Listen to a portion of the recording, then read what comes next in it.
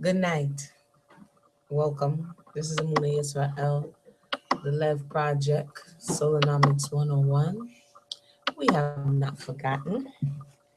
It's just a lot going on.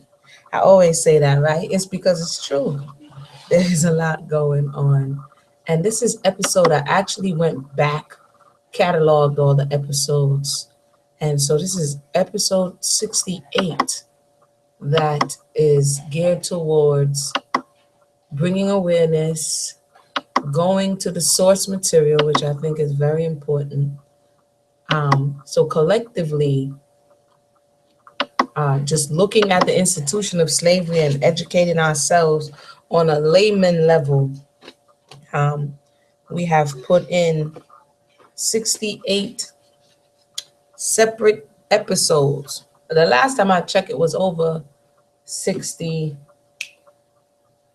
I think 64 and a half hours since we started a little bit in the end of December just for prepping, but and then January we started the official Lev project. So congratulations, like I said, once again, looking back as we're rounding the corner to almost the end of April. And March and April just came with double whammies. We was like, yeah, we was rounding the corner, on the marathon, and then March um, it came with the review of the underground, and that was an opportunity to see what you're reading in working order and to see the validity of what it is that we're seeing. We were able to fact check, so we're not just watching it. And the response on that has been awesome, ridiculous. We got so much good feedback from and comments and people opening up, and this is what it's about. I often hear arguments about those who are educated in the European system, quote unquote, or those who have the letters behind their name or in front of their name, to those who, because they don't, people may feel like they're less than. And I think it's just an interesting argument, as you hear in some circles, that those who do have letters, the information that they're studying never gets to the layperson. It never gets to the quote common people. It's what they keep in their circle and speak about amongst themselves.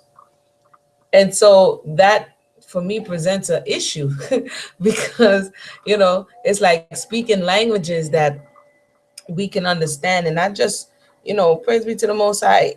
When I was younger, I had an opportunity to attend college and go to school, but at that space and time in my life, I just really thought it was more important for me to learn about myself, you know, learn about the soul, learn about who I am, because for some reason, for me, I was like, if I get sucked into this space, it feels like it's going to take you down the rabbit hole. And I come back and hear this conversation going on, but really it's just about rolling up your sleeves and taking the information and applying it to your life so you can see the change for you first. And so I want to just thank everybody who, from we know how to read and comprehend, and if we don't, then we hash it out. We go into the history and we do the research, and this is why I think the value, before you read any, before I went into any books of what someone may have concluded based on this, I think it's very, very important to get source material.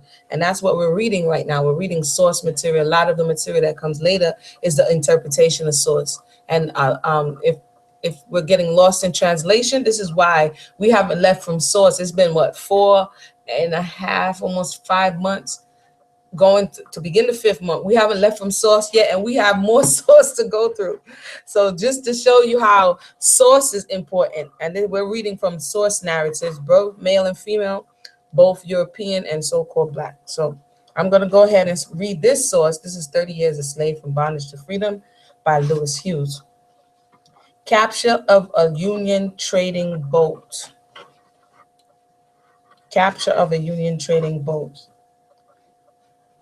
And I just want to say one more thing that was on my mind. I think just doing the work, like doing what needs to be done, it can help to quiet a lot of the arguments and a lot of the back and forth. And I notice People will rather show up for what we think is saying, but few show up for to listen to and have the patience and the tolerance to endure and process what actually is being said before we can even get into the realm of debates and interpretations.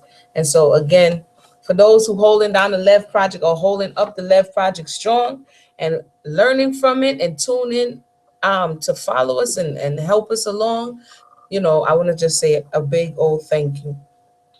And our foreparents thank you as well, because they took the time to write these words and we're taking the time to remember them. It says the Yankees had made a raid through Bolivia before I came. And remember, the war I think had started. The family ran away. Remember, his master was like, yo, if they come up on me, I take them with my pocket knife. And now it popped off and they got scared. So they ran away and they tried to get somebody to take a look at their house while they leave, while they left. One second. It says the Yankees had made a raid through Bolivia before I came, and the excitement had not abated as they were spreading themselves all through the state. There was a Union trading boat like the Lake City that had been successful in exchanging her goods for cotton that came from Memphis. She usually stopped at Helena, Friars Point, and other small towns, but on a trip at this time, she came about 50 miles further down the river to Carlson's Landing, right at Boss's farm. She was loaded with all kinds of merchandise, sugar, and we know they was growing sugar in the South, but a lot of sugar was coming from the Caribbean, coming from places like Jamaica, Barbados. Uh, I'm not sure if Brazil was doing sugar. I think Brazil may have been doing sugar. Again, we didn't even get to Caribbean slavery yet. We still, we didn't get anywhere yet. This is just the tip of the iceberg. So it says tobacco, which we know they was grown in places like Virginia, places like that. Liquor, which they made from the sugar. She had a crew of about 40 men, referencing the boat, but they were not well prepared for a vigorous defense. The rebel soldiers stationed in the vicinity saw her as she dropped her anchor near the landing, and they determined to make an effort for her capture. They put on pickets just above our farm and allowed no one to pass. I think I read this portion already. Yes, Helena. They took over the boat. Sorry about that. Let's go to boss taken prisoner. If I cut you in the middle in the previous project, number 6, I read that portion. So I'm gonna go to boss taken prisoner. I was told by boss to take my stand on our veranda and keep watch on the river, and if I saw any boat coming down, to let him know at once. I kept a close watch the next morning until about 8 o'clock, when I saw a boat, but she had almost gone past our house before I discovered her. I ran into the house and told boss. He ordered me to get his horse at once, which I did, and he mounted and went down to the landing as far as he could. Upon reaching there, he was taken prisoner by the Union soldiers who had just landed from the boat. All who came near were captured. The Union soldiers went to work and transferred all the goods which the rebels had put into the warehouse from the boat which they had captured, then setting fire to the warehouse and the post office, and they pushed off yelling and shouting with glee. Among those captured by the Union soldiers were 3 other rich planters beside Boss, all of whom were taken to Helena. After they had been there about a week, the planters offered to secure the release of the Unionists captured on the boat, which the rebels had burned at Carson Landing, and who had been sent to the rebel jail at Deer Creek,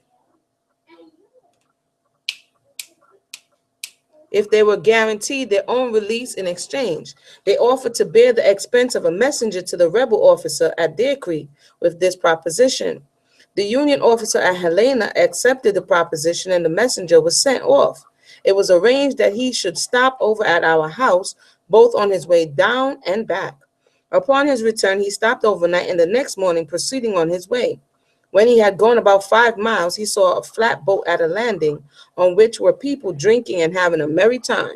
He stopped and went abroad, and enjoying the carousal, he soon became so intoxicated that he was unable to go on with his journey.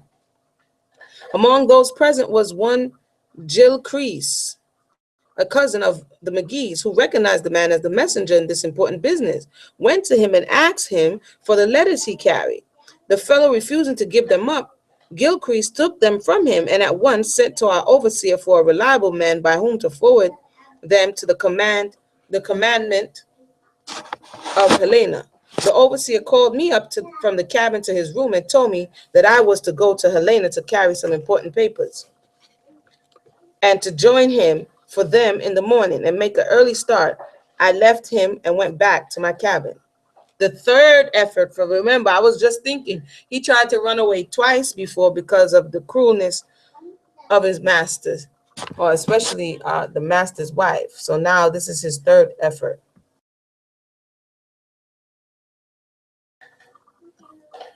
Okay, I made up my mind that this would be a good chance for me to run away. I got my clothes and put them in an old pair of saddlebags, two bags made of leather connected with a strip of leather and used when traveling horseback for the same purpose as a satchel is used in traveling in cars. I took these bags, carried them about a half a mile up the road, and hid them in a fence corner where I could get them in the point when I had started on my trip. Friar's Point, the place to which I was to go, was about 50 miles from the farm. I started early in the morning, and after I had gone 25 miles, I came to the farm of William McGee, a brother of the madam, and stopped to change horses. I found that William McGee was going in the morning down to old Master Jack, so I took one of their horses, leaving mine in use in its place. Went right to Friar's Point, delivered the letters to a man there to carry to Helena, and got back to William McGee's farm that night. I made up my mind to go with William down to Pelona, where Madame was, to tell her about Boss being captured. The next morning he started, and Gibson, his overseer, and myself accompanied him. He questioned me about the capture of Boss, what the soldiers had done, etc. I told him all I knew of the matter. Well, Lou, he said, why did you not bring us some whiskey? I did bring a little with me, I said. He laughed, saying, oh, well, when we come to some clear water, we will stop and have a drink. Then I said, Mr. Smith will look for me tonight, but he won't see me. I'm going to tell the madam that Boss is captured. Hey ho, he said. Then you're running away, I replied. Well, I know Miss Sarah don't know Boss is in prison. We traveled on, all three of us, stopping at intervals to be refreshed. After 2 days, we arrived at Pelona. Our journey was a tedious one. The streams were so swollen in places that we could hardly pass. The the Tallahatchie, we had to swim, and one of the men came near losing his horse and his life. The horses became tangled in a prep vine as we were nearing the shore at which we aimed, and the current being very swift, we were carried below the landing place, but finally we got safely ashore. McGee landing, and we following. Reaching Pelona wet and weary, I conveyed to the madam the story of her husband captured and imprisonment, a rumor of which had already reached her. One moment, please.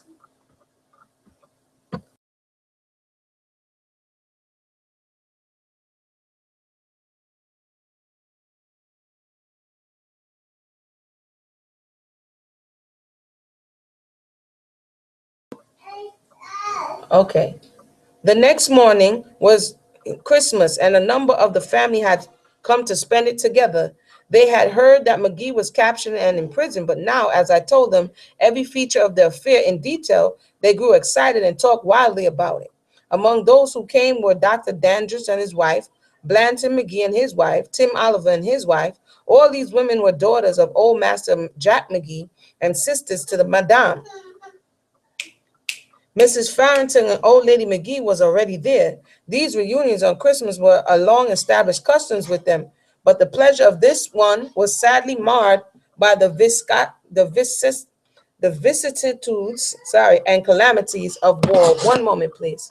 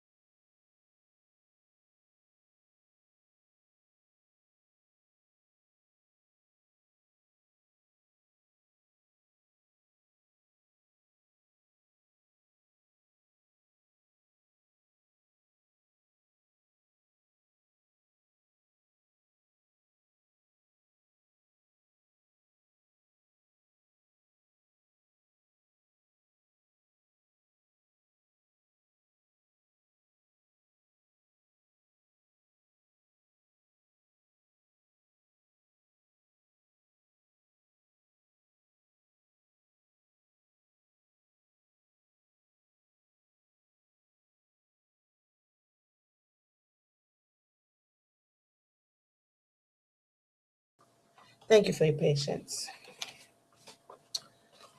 So where are we now? And he says, a shadow hung over all the family group. They asked me many questions about Boss, and of course, I related all I knew. After I had been there 3 days, oh yeah, because remember is this the place that he went to? Because okay, I'll keep reading and find out. After I had been there 3 days, they started me back with letters for Boss. When I left, it was near night, and I was to stop over at Master Jack's farm 15 miles away. It was expected that I would reach Friar's Point on the third morning, thus allowing me 3 days to go 60 miles. But I could not make much headway as the roads were so heavy. The understanding was that I was to deliver the letters to the same gentleman at Friar's, to whom I delivered the others for forwarding to Boss at Helena. I was then to go straight to the farm at Bolivar and report to Smith, the overseer. But after I had got about 4 miles away, I concluded that I could not go back to the farm, but try to get to the Yankees. I knew I had disobeyed Smith by going down to Madame's to tell her about Boss, because he told me not to go when I spoke to him about it. And now if I went back, I feared he would kill me, for I knew there would be no escape for me from being run into the bull ring, and that torture I would not think of enduring. I therefore stopped and take the bridle and saddle from the horse, hid them in the corner of a fence in a cornfield. Then I went into the woods. The paper which I had were in the saddlebag safe. She says the papers which I had were in the saddlebag safe. The place where I stayed in the daytime was a large shuck pen, a pen built in the field to feed stock from in the wintertime. This pen was Dr. Dandridge's farm, and the second night I worked my way up near the house. Knowing all the servants, I was watching a chance to send word to the coachman, Alfred Dandridge, that I wanted him to tell my wife that I was not gone. I went down to his cabin in the quarters, and after a short time he came. I was badly scared, and my heart was heavy and sore, but he spoke comfortingly to me, and I was cheered somewhat, especially when he promised to see Matilda and tell her of my whereabouts. He gave me some food and hid me away for the night in his house. I kept close all the next day, and at night, when all was still, Alfred and I crept out and went to old Master Jack's. The distance was not great, and we soon covered it. Alfred went in and told my wife that I was outside and wanted to see her. She came out and was so frightened and nervous that she commenced sobbing and crying, and almost fainted when I told her in low tones that I was going to try to get to Memphis, and that Alfred was helping to plan a way to this end. The rebels occupied both roads leading to Memphis, and I was puzzled to know how to reach the city without coming into contact with them. 2 days after I had talked with my wife, the rebel troops who were camped on the Holly Springs Road, left for some other point. My friend Alfred found this out and came and told me the encouraging news. The following night, I went to old Master Jack's and told my wife that the way now seemed clear and that I was going at once. I was bent on freedom and would try for it again. Okay, here we go with the hold on one second, please.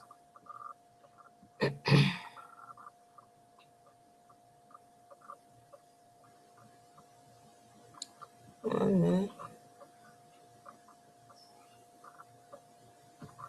All right. Let me continue here.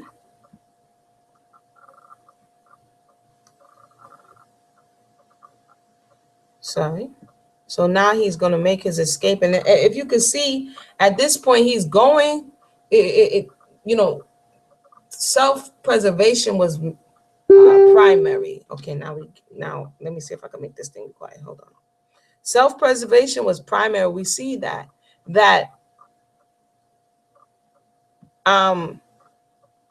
he can't uh, he can't imagine going back to this level of servitude and under this abuse. And so his personal securing his future, that's the choice he has to make. He's actually going to his wife and saying, because they don't own themselves at this point, saying, look, I can't deal. I'm about to leave you. You understand what I'm saying? And I'm reading it, and like, how do you, so she starts sobbing, and how do you process that? Saying, hey, I know, we're supposed to be X, Y, and Z, but I gotta do this for me. And that's kind of a lot of what we see.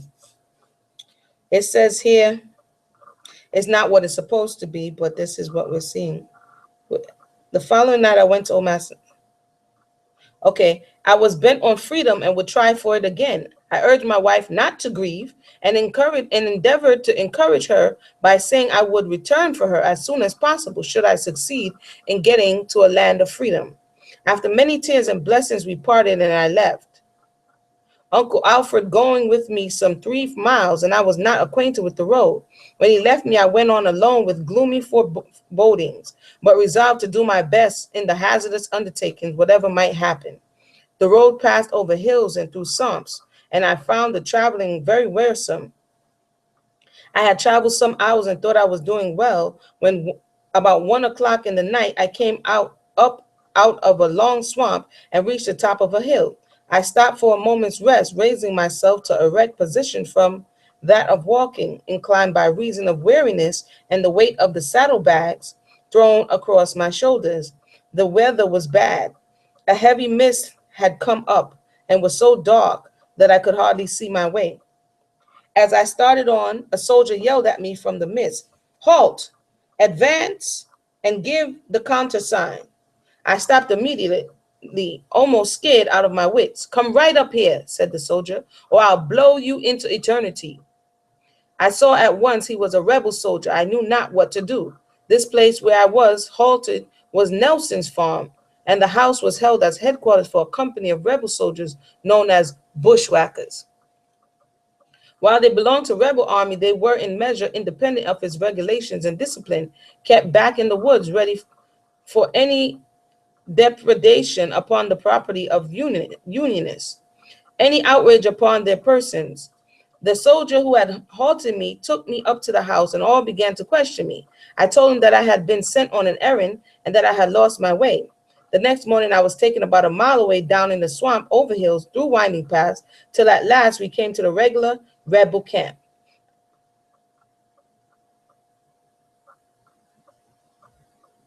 I was in great fear and thought my end had come.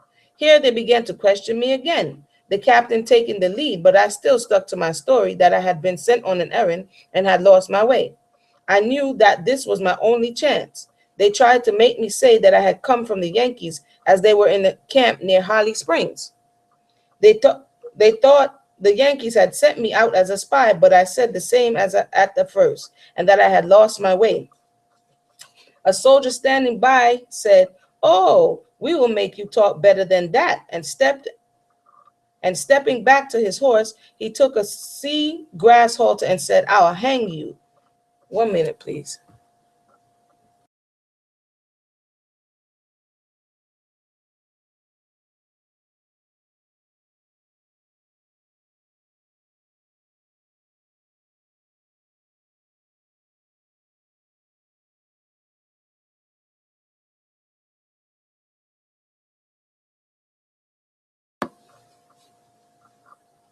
Sorry,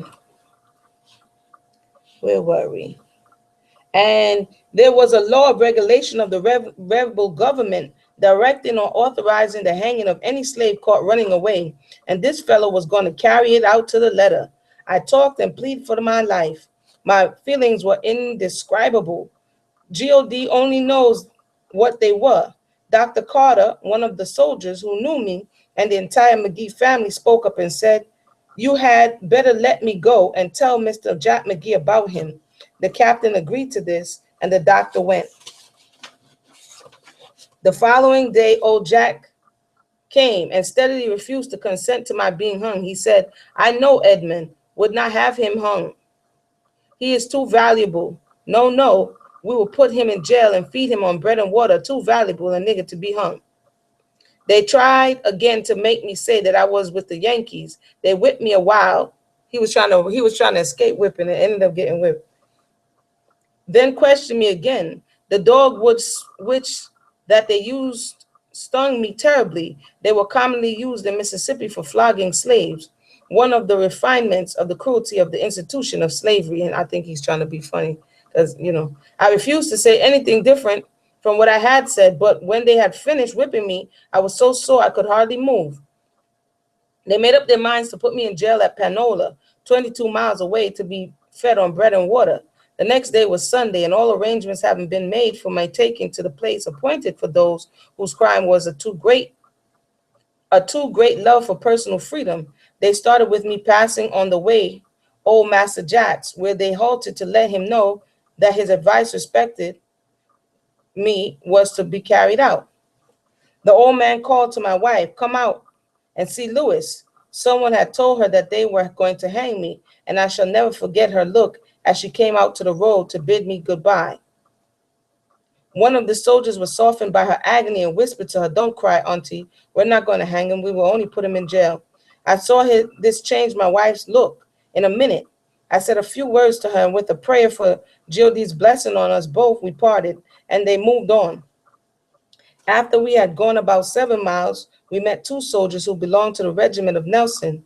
They said, "Hello, where are you going with that nigga?" The two men in charge of me replied, "We're going to take him to Panola jail." "Why?" said one of the soldiers. "There's no jail there." The Yanks passed through and pulled down the doors and the windows of the jail and let all the prisoners out. This caused a stop, and a council of war was held in the fence corner, the result of which was a decision to take me back to old Master Jack McGee's.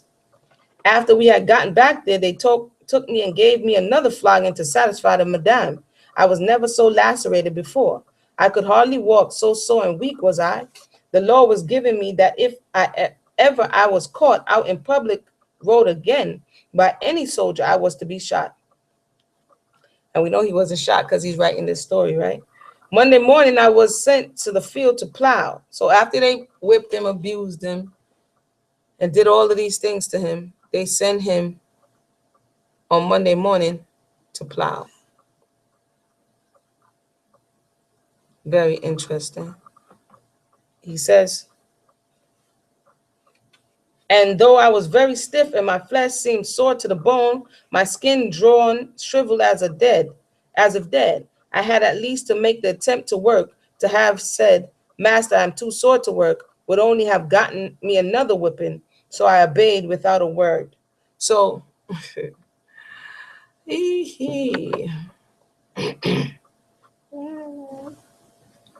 give me 1 minute here.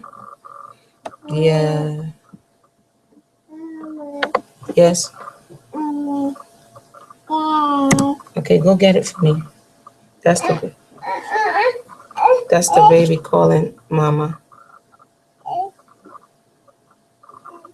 Welcome to those who are watching, who have joined us. This is the Love Project, episode 68. I'm starting to remember the episodes now.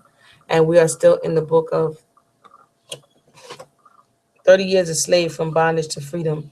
And we're reading here how he tried to run away again, got caught, got whipped.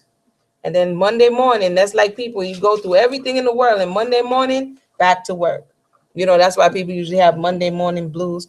Monday morning, you're back at it again. If you call out, this is what you're going to get. You know, now it's usually you lose your job, this happens, that happens. He's like, if he says he's too sore after it's apparent that he is, they're going to whip him again. Rebels burned their cotton.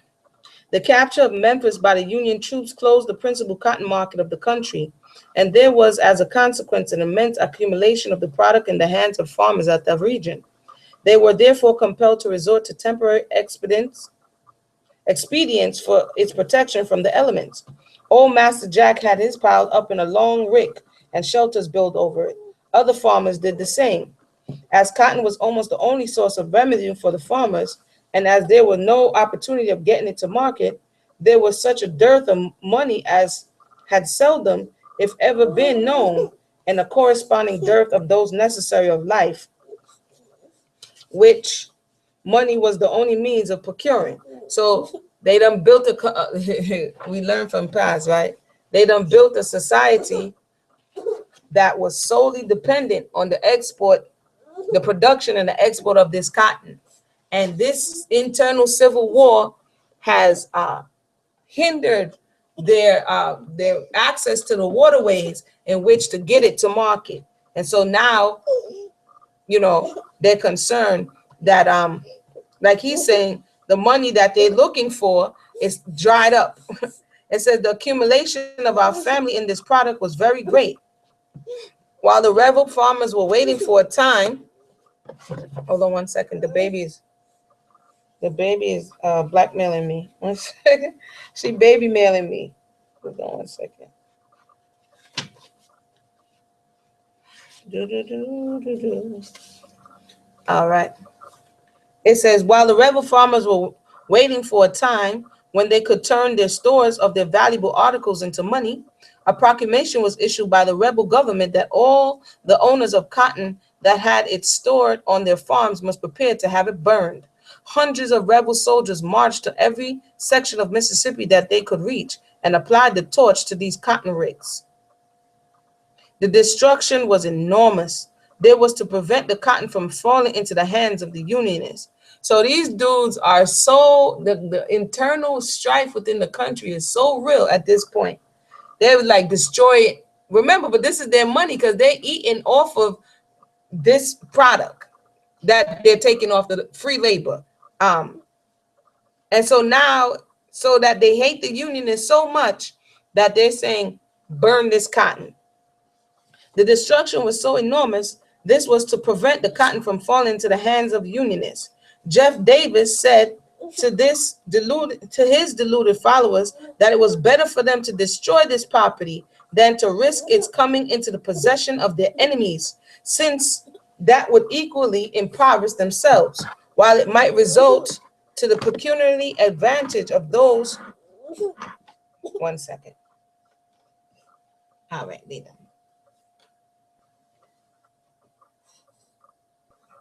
To the pecuniary advantage of those whom they were at war. I know that it was a terrible sight when our cotton was burned. Imagine the slaves. They're like, wait a minute, man. Well, it really didn't matter to the enslaved because they wasn't getting nothing from it. Anywho, hundreds of bales were consumed, and it seemed like a wholly unnecessary destruction of property, and therefore unwise as a war measure. Many were sorry that they had acquiesced in the policy, as it cost them thousands of dollars and made many poor. I didn't know that. See, we just learned something there. They thought that possibly their farms might have escaped the visits of the Union soldiers, and the property so much needed been saved in a whole or part. They reasoned correctly that their condition would in no sense have been worse if their cotton had not been burned by their own soldiers, but might have been much better in many cases without any real detriment to the rebel cause. The sacrifice of property of their own people by the rebel authorities was evidence of the desperation of the conditions of the rebellion, and was so regarded by not a few at that time. Those were terrible days. One could see anxiety written on every face among the Europeans or the whites. The slaves even looked worried at times, though the war meant so much to them, as they were always looking forward to freedom as its close if the Union troops were successful. So now those who were they were doing their thing, and they thought they was prospering, and now there's internal fighting, the North and the South, and they are enemies. And my question is, did that energy ever go away? So let's continue here. 1 second.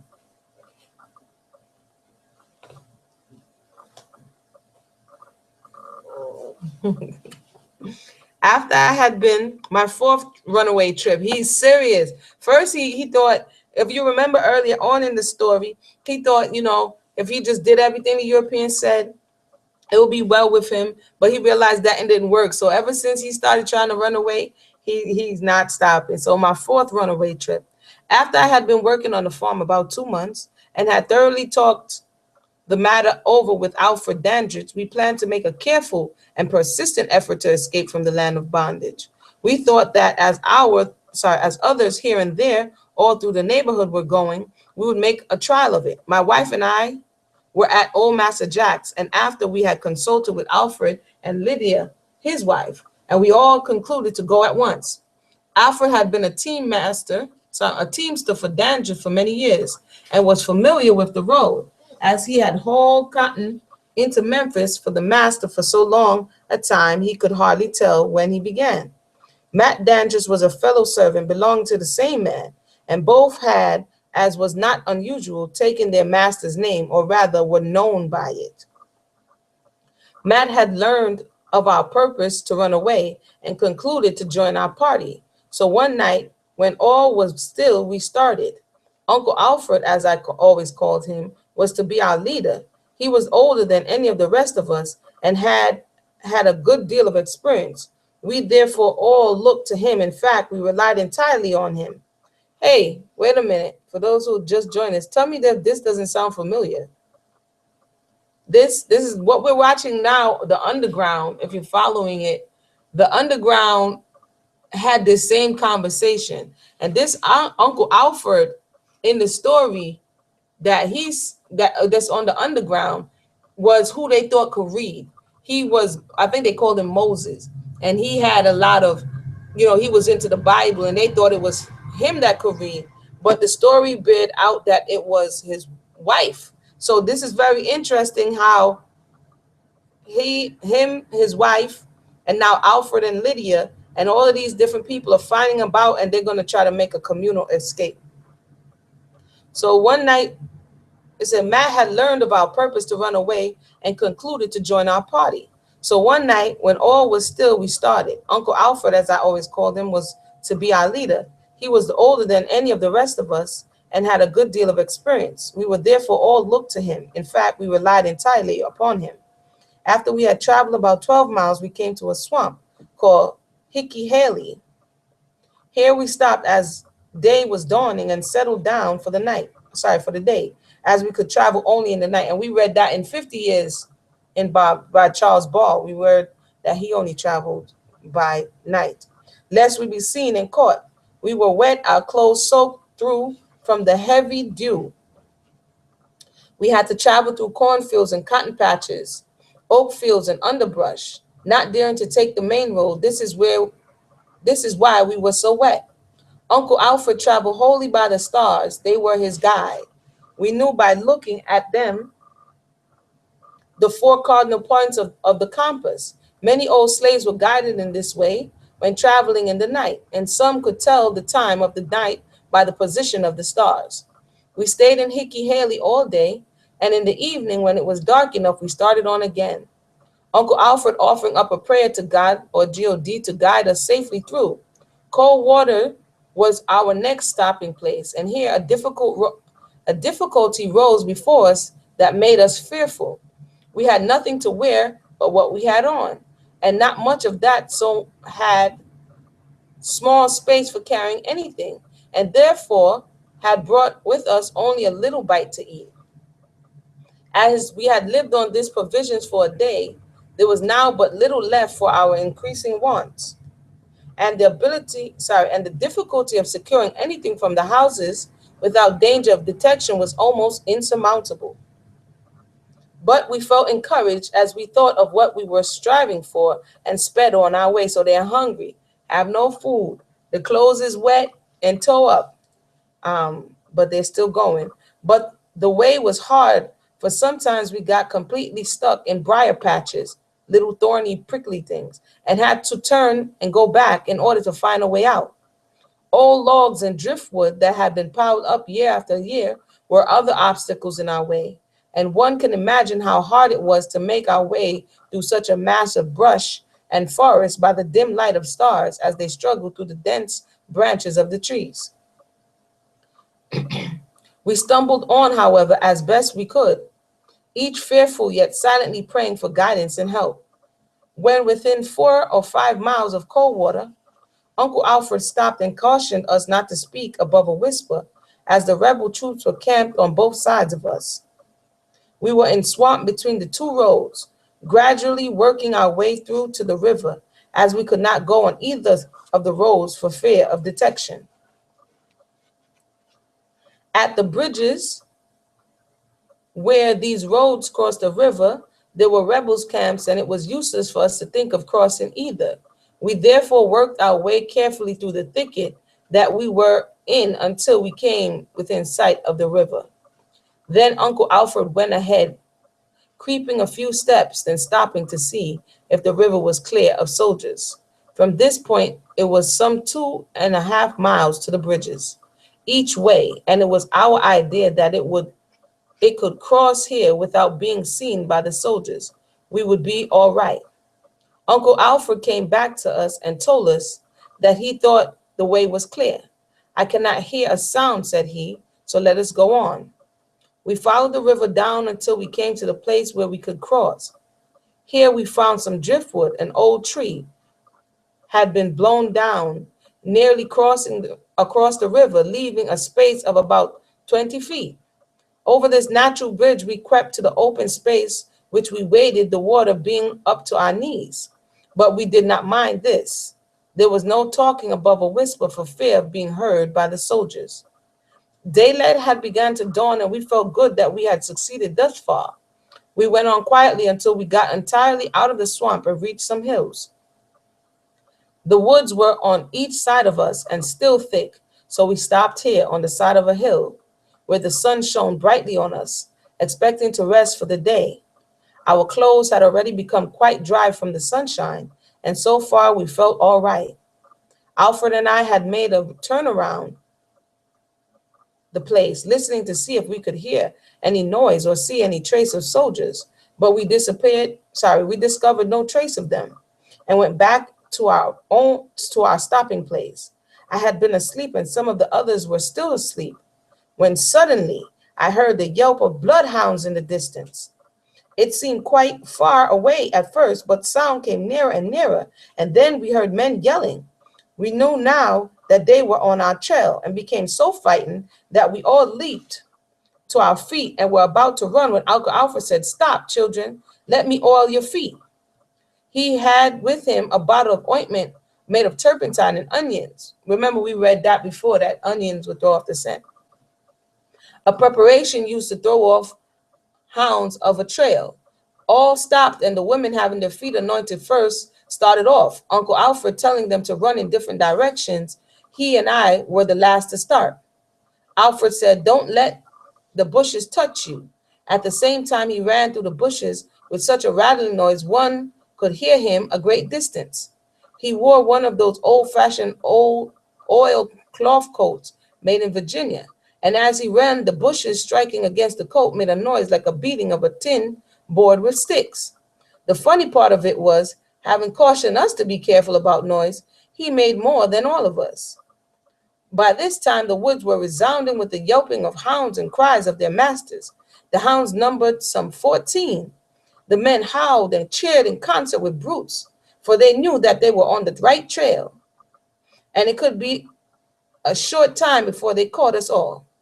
I had gotten further away than any of them. Having run about a mile, I came to a farm and started across an open field. This sounds strangely similar to like 2 episodes ago.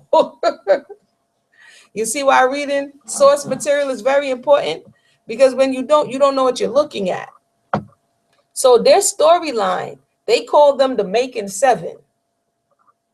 They had an Uncle Alfred type character. They had Rosalie, a housemaid. The Uncle Alfred, he was married. Moses was married.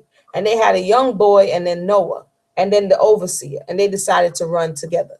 And then they had a scene where they had to break up because they were on their trail. So it sounds strangely familiar, looking kind of familiar, but let's continue. Sorry. By this time, the woods were resounding with the yelping of hounds and the cries of their masters.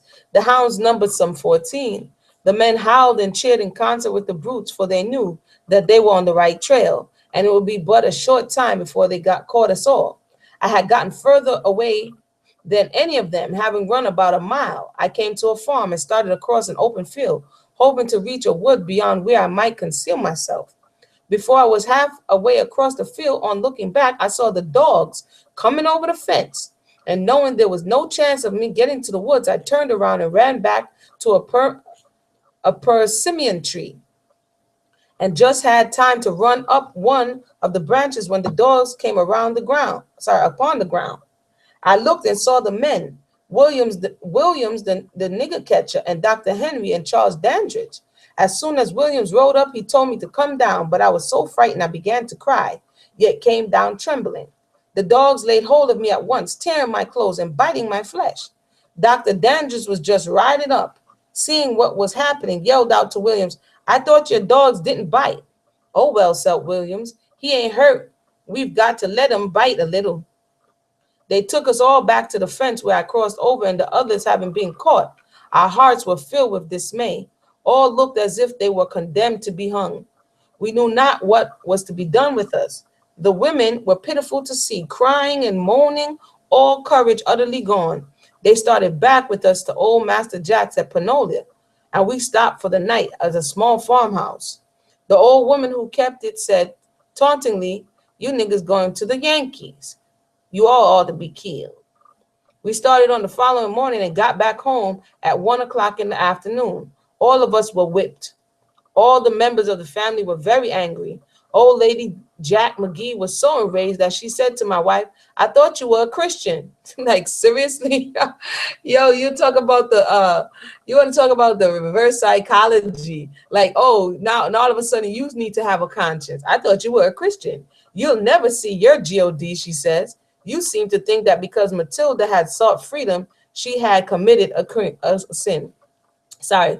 It says she seemed to think that because Matilda had sought freedom, she had committed a great sin. Do you hear the backwardness in this conversation? Like, they're running away from abject poverty, abuse, mutilation, every type of abuse you can imagine. And the person who now you're trying to prick their conscience is not yourself, but the person who wants to have some level of self-preservation, who wants to get away from the abuse. And I don't know what Bible they're reading, but if you run away because you're abused, it's the obligation of the slave master, and I've said that before, to not send back that slave or that enslaved individual. So they must have been reading the text upside down, apparently, because they got stuff twisted.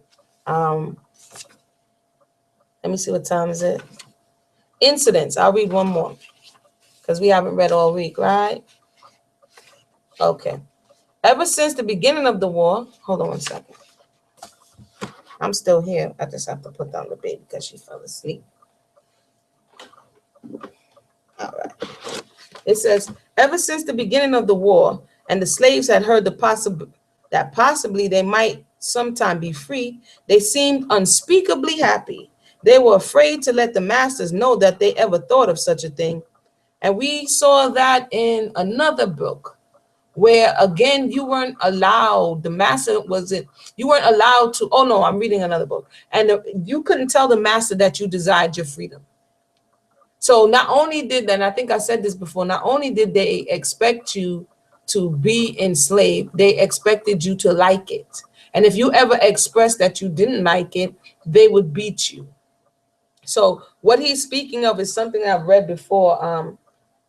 Frances Ann Kemble, in that book, when she had, this is a European woman in Georgia, and when she asked the slave about his freedom, he was hesitant to have a conversation with her because this is the way, it's like somebody's going to abuse you and you should like it. That's a why. And you want to be free, boy. You know, you want to be free. Like it's like, again, I always say it's an abusive, domestically abusive relationship. So with the domestic abuser, the thought of you wanting to separate from the abuse is an insult. So that's the domestic abuse that, wow, man. Anywho, it says here, they were afraid to let the masters know that they ever thought of such a thing, meaning freedom. And they never dreamed of speaking about it except among themselves. See, again, you can tell the master that you were not happy here because, you know, how dare you? Who are you? It says, how you can't reject, you know what I mean, the abuser. It says they were a happy race, poor souls, notwithstanding their downtrodden condition. Why is he saying there like he wasn't a part? Like he just stepped outside, like he just totally compartmentalized the whole experience and it's no longer him. He's not involved.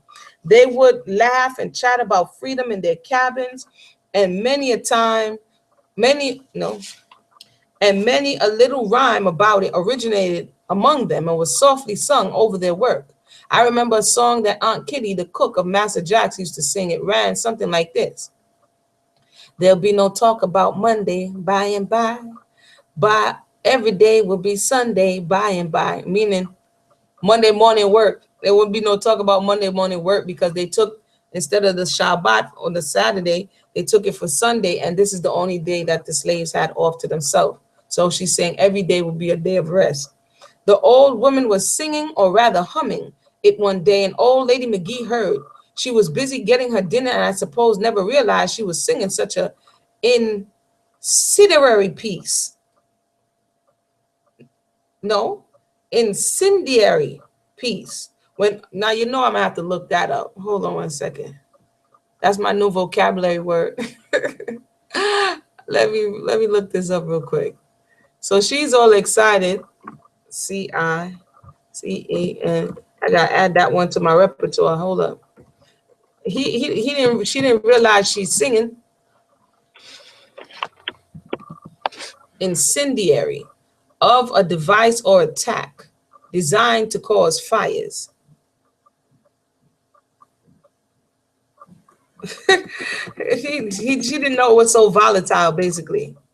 Capable of causing fires. Yeah, she didn't know it was so volatile. Singing such a song like this. How dare you? You know, how dare you say you're gonna be resting? So I gotta put this part right here. Still doing my research, still doing my research. So he says,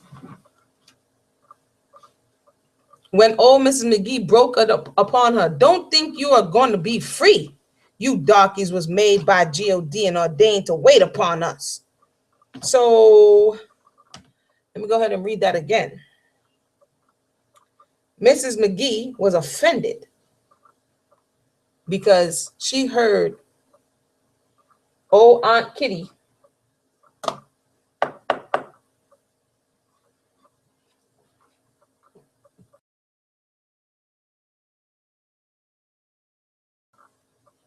old Aunt Kitty singing about freedom. And she says, don't think you're going to be free. You darkies were made by God and ordained to wait upon us. Those passages of scripture which refer to master and servants were always cited to us when we heard the word preached, and they were interpreted as meaning that the relationship of master and slave was right and proper, that they were rightly the master and we the slaves. I remember not long after Jeff Davis had been elected president of the Confederacy that I happened to hear old Master Jack talking to some of the members of his family about the war, etc. All at once, the old man broke out. And what do you think? That rascal Abraham Lincoln has called for 300,000 more men. What is Jeff Davis doing? He talked on and seemed so angry that he gave no one a chance to answer. Jeff Davis is a grand rascal, said he. He ought to go into the field himself. At first, all the Southerners were jubilant over Davis, but as they were losing and the Unionists gaining, they grew angry and denounced him oftentimes in unsparing terms. So we're going to stop there. We're going to pick up at Union Raid at Master's Farm. This is not the first time we read this thought process that they felt entitled to the treatment that they were meting out, and the thought that you weren't going to have these quote unquote darkies to be at your beck and call every minute was infuriating. And we see that in Mrs. McGee. We also saw on another, in Weevils in the Wheat, I believe the man said he wanted some time to go worship, to serve the Most High. This is what an enslaved man said, and a European turned around and said to him, we didn't bring you here to worship God or God, he says to him. We brought you here to serve us. So understand that this was the mentality, that you were not seen as suitable or meet for anything but a servant to those who are your enslavers or your captors. like I said again, there's so much to discuss as we go forward. But for right now, I want to say this was interesting, and I do see, and I'm quite sure that you had other instances where groups of people ran away, but that one just looks strangely familiar. But again, I'm just saying, this is why we're in source information right about now. So thank everybody for tuning in. My name is Amuna Yisrael. Hopefully we could bust out this book. I know I've been busy, but we're gonna hopefully bust out this book. If anybody would like to read, feel free to link me on social media, and we can definitely make it happen. But for right now, hey, I'll be the reader. So until next time, my name is Amuna Yisrael, and this has been episode 68 of the Lev Project. Shalom.